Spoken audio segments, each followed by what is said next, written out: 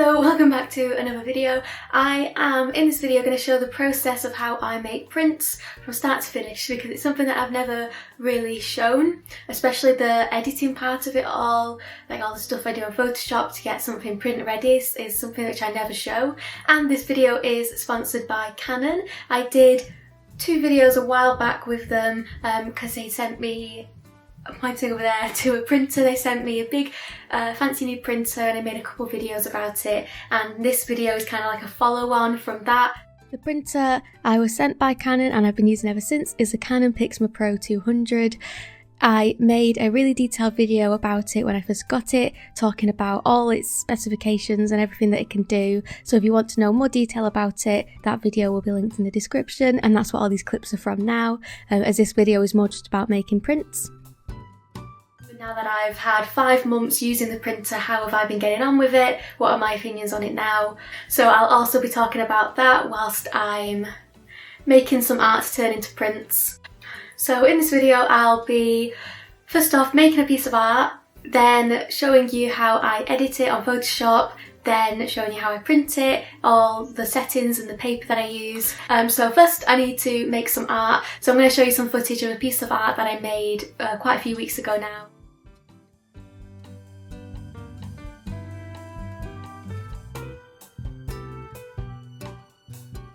So in order to make a print, you've got to make some art first, which you're happy with enough to turn it into a print. So here is some art footage of what is my December's Patreon print. Anyway, I thought whilst you're watching all this art footage, it would be a nice time to talk about the printer and how I've been finding using it. Now that I've been using it for like 5 months at this point, and I did make a video when I first got it to show like my initial reactions, testing it out for the first time. Now that I've been using it for a while, I feel there's more things I can say about it. So, how have I been finding using it? It's been really good. I've not had a single issue with it so far. Fingers crossed I won't have an issue with it in the future, because I know a lot of the time with printers, they have a mind of their own. They can randomly stop working and randomly just be really annoying for no reason, but I've never had that with this printer. It's always been so easy to use and so reliable, like I never have to worry about it being weird. I say I use the printer most days. Now with my Etsy shop, I kind of print stuff off when I get orders for them, as opposed to what I used to when I would outsource my prints. I would order a big batch of prints and then they'd just be sitting around for ages, and in some cases they don't really sell because I've over-ordered, or I've ordered prints of a design which really isn't that popular. But with this, I only print what I sell, so it means whenever I get an order, I mean I do like print a few at a time. If it's a print that's really popular, I'll print 5 off at a time, and then that'll last me like a week or so. And what's good about having it is not having loads of prints sitting around collecting dust because they're not really selling or they're not popular, because I just print what sells. So this does mean my packing process is a little bit longer now, because I have to print whenever I have to sit down to pack some orders. I say 50% of the time I have to print something as well, so it does take a little bit longer to pack those orders, but like it's so easy to, like I have my printer on a little trolley, so I just roll the trolley out, plug my laptop in, set up the print on this software, which I'll show you a little bit later on. In a matter of minutes, I have a print just, ready to be sent out. So it's pretty simple to do. My biggest worry when I first got this printer was how long would the ink last? And that was obviously something I couldn't answer when I, had only had it for a few days. But now I've had it for a long time, I can say with confidence that the ink lasts a really long time. Put it into context, I did an entire shop update, printed off loads and loads and loads, did an art fair, printed off loads and loads and loads, and managed to do all that without having to replace a single ink cartridge. Even now there are some ink cartridges which I still haven't replaced. It just depends on what colours are most dominant in your art, I suppose. I have a lot of green in my art, so I've gone through the yellow and the blue the quickest. The yellow was the first to go for me, but still it lasted ages. And on the printer, it will give you a warning when the ink cartridge is getting low. When that came up, I was thinking, oh no, I'm going to have to replace it pretty soon. But even when that warning comes up, it still lasts ages. I've found when the warning comes up saying that it's low, like I don't even worry about it because I know I can still print for ages without having to replace it. The print quality is still just as good as when I first got it. The print quality still amazes me every time. Every time something pops out of that printer, it's like, wow. It's like I'm seeing in high definition. I couldn't fault the quality at all, still really amazing. And the cartridges are really easy to replace as well. With printers I've used in the past, whenever you replace a cartridge, you have to kind of calibrate the printer, is that the right word? But you have to do that thing where you print a piece of paper out and then scan it so it can make sure everything's in the right spot. I don't know, that's what I had to do with my old printer, but with replacing the cartridges on this one, it's really simple. You just click it out, click it in, ready to go. I'm getting close to finishing this piece of art, so I wanted to show you how I actually edit my art, because that's something which I never really show, so hopefully that'll be something that's interesting to you. And I do it all without a scanner, which might be handy to you guys without a scanner, because I don't have one.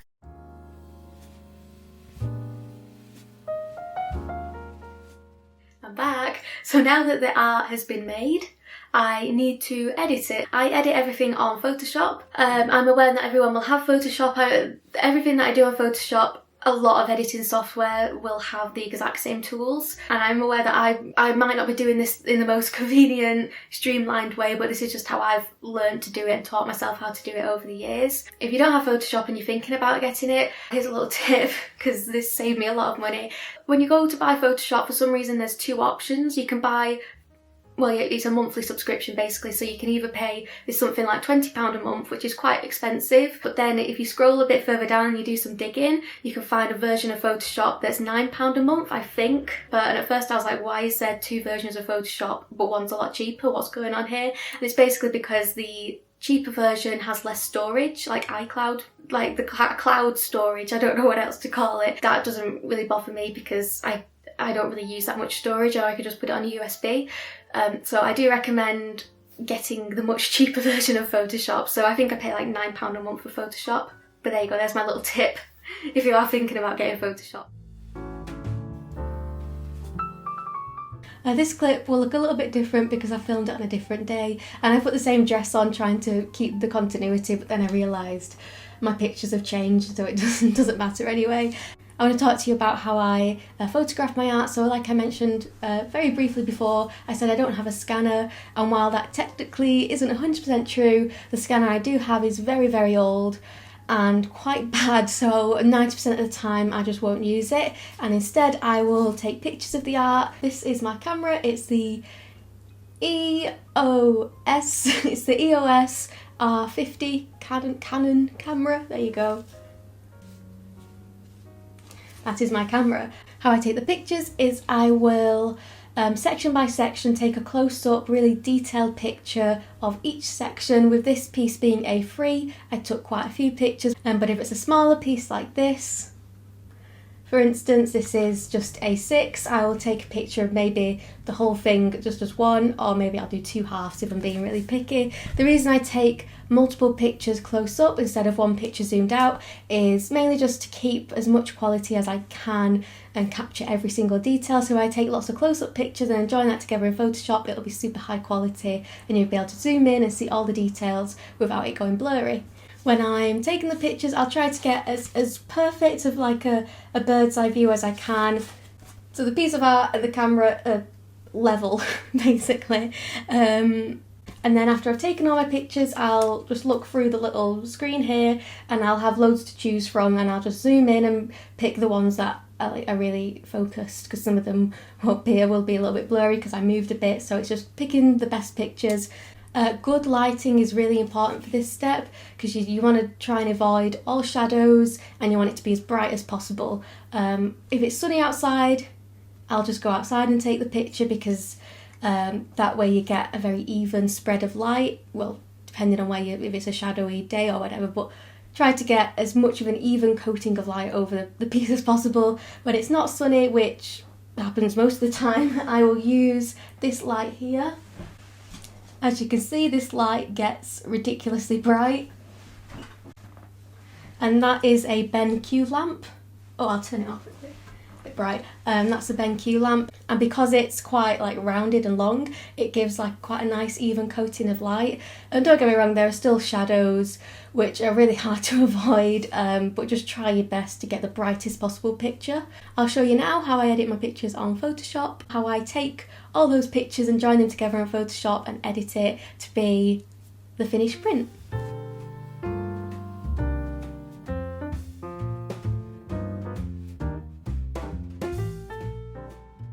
Okay, so once I've taken all my pictures, I pop them into Photoshop. Most of the time I don't have this many pictures which I need to join together, just because this piece was quite big. It was A3, so I needed to take a lot of pictures of it to make sure I kept the detail and made sure the picture was a really high quality. The reason I take lots of pictures and join them together as opposed to just taking one big picture of the whole piece is mainly just because of the quality. So on this piece, because I've took lots of close-up pictures, when I zoom in I still get lots of detail and quality. If it was just one big picture, I would zoom in and it would be blurry, it would be pixelated, and it wouldn't look very good. Most pieces I'll take 2 or 3 pictures and join them together, but this one, because it was A3, was a much bigger job joining them all together. It's a little bit fiddly, but you just got to be patient and take your time with it.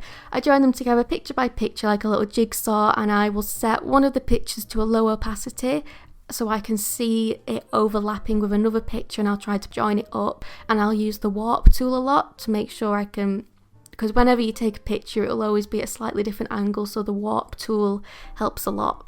Once everything's joined together and I'm happy with it all, and I haven't merged the layers yet, every picture is still on a different layer, I will select each picture bit by bit, because some pictures will just be slightly darker than others. Even though you've had the exact same lighting for all of them, this just ends up happening. So I will pick all the pictures one by one and just make sure they're all the same brightness, and I'll do that by using the levels tool, which you can get by pressing Command L, or it's also in image adjustments levels.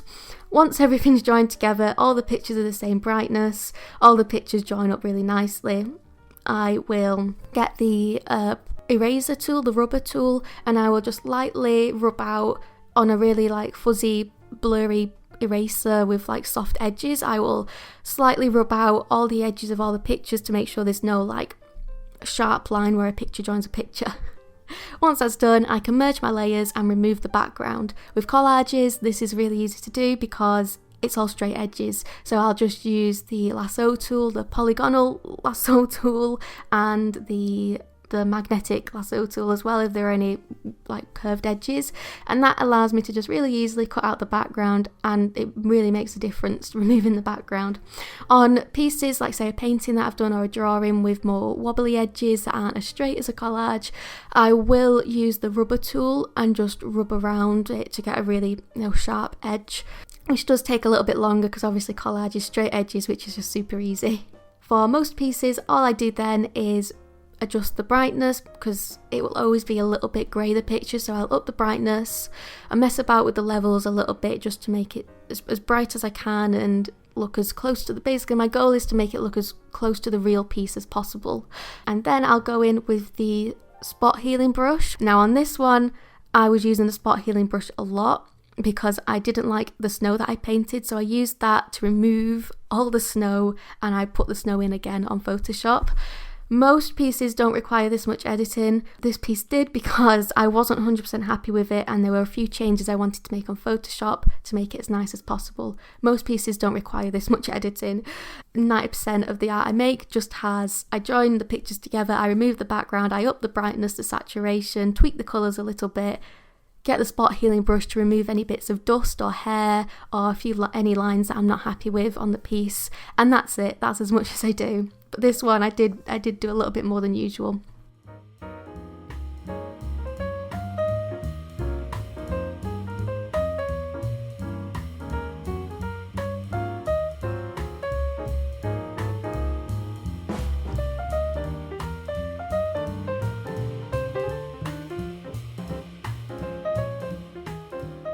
So now the piece of art has been edited and it looks exactly how you want it to look. But I try to just make it look as much like the real piece as I can, so that I can hold the piece of art up to the laptop screen and I can see like they look exactly the same. in most cases, although the one I was just editing, obviously I made a lot more tweaks to it, but majority of the time I'm just trying to get them to like match perfectly. And then it's time to get printing. This is the paper I use. Photo Paper Pro Premium Matte Paper. When I first got sponsored by Canon, they sent me a big batch of paper with loads to choose from, but this was my favourite out of all of them. It's one of the most reasonably priced papers that they do, and it's still really amazing quality. So I think for a pack of this, I got a bunch on sale the other day. You need to break it down, like how much you're paying per paper, really is how I look at it. Pretty affordable considering you're getting 20 sheets of like really high quality stuff. So I have gone through a lot of this paper.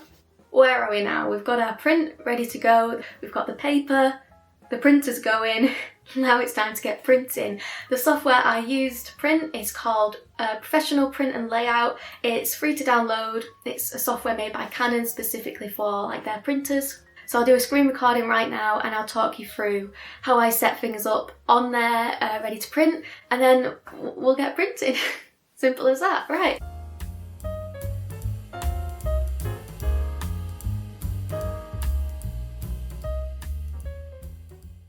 Okay, so we have the piece of art that has been saved. I just say this is a JPEG. It's super high quality, but there you go. I can zoom in and it's still like really high quality. So I will open up Professional Print and Layout. You can just download this from the internet. I will leave the link in the description to download this. So I'll open that up and this is what it looks like. So I'll just get rid of them. I'm going to change this to, actually no, I'm going to keep that to multiple images because I will be printing these out A5, which means I need 2 on a piece of paper because I use an A4 sheet of paper which I cut in half. So I can just drag that in really easily. Make sure it's centered nicely. I've not done the best job centering it on Photoshop. This is a lot closer to the edge than this side. So I'll just fix that on here and I can just copy and paste that and plonk it in again. Over the months that I've been using this, I've come to realise that I really like it to be set like this. When it prints, I've noticed it prints things to be a little bit darker than I ever want them to be, and it's all just personal preference, but I prefer my things to be printed a little bit brighter. So this is the setting. These are the settings that I always have it on for every single print I do. I mean, even if it's like 1 up or 1 down, it doesn't really matter, but yeah. I have my brightness a little bit up, my contrast a little bit down, a little bit more on the pink side of things. You can see like the difference there, that's warmer, that's cooler, so I like to have things a little bit warmer. And that's all I really mess about with on these settings. General settings, I make sure I have it be set to the matte photo paper because that's the paper that I'm using. Set to top feed because you can have it go through, there's 2 feeds in the printer, there's a back feed and a top feed. I just use the top feed because it's the easiest one for me to use. Make sure the print quality is high, although there's only one option. And then all of this stuff, I never really mess about with any of this, I don't really know what it does. I only really mess about with this top stuff and then these few bits here. That's it. So I'm going to send this to print, load the paper into the printer, and let's see what it looks like.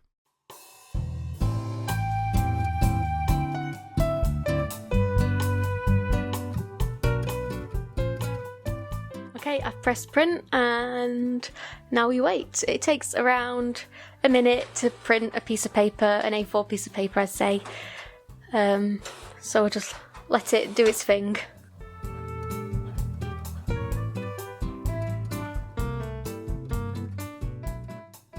And here are the finished prints. They turned out so nice. The quality, as always, is amazing. It's like I'm looking at the original piece, like it's so crisp, it really looks like there's paper stuck on there. The colours are beautiful as well. So I also printed off an A4 version as well, just for myself, because I would quite like to put this in a frame. I really like it. I hope you've enjoyed watching me make a print from start to finish. If you have any questions about any parts of the process, please let me know in the comments and I'll try my best to answer them. And also a big thank you to Canon again for sending me this printer all those months ago. I couldn't recommend this printer enough. The printer I was using is the Canon PIXMA PRO-200. I will link information about that in the description as well. Anyway, I hope you've enjoyed this video and I'll see you very soon. Bye.